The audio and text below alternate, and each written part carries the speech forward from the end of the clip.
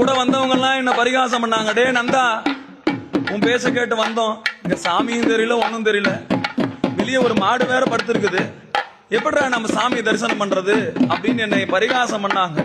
நான் கை கூப்பி கண்மூடி, அப்பா உன்னை தேடி வந்த எனக்கு இதுதான் நிலைமையா? அப்படியே கண்ணீரோட நான் சாமி தரிசனம் பண்ணிட்டு இருக்கும் போது உள்ள இருந்து பெருமான் சொல்றாரு, நந்தியை பார்த்து, பிள்ளாய் சற்று தள்ளியிரு, என் மகன் வெளியே இருக்கிறான், நீ என்ன பண்ணு, ஓரம் தள்ளியிரு, பிள்ளாய் சற்று தள்ளியிருன்னு சொல்லி நந்திய பெருமானை சொல்லவும் அந்த பெரிய மாடு அப்படியே பக்கமா தள்ளி போச்சு. உள்ள பேரொளி பிழம்பாக அப்பன் தெரிகிறார்.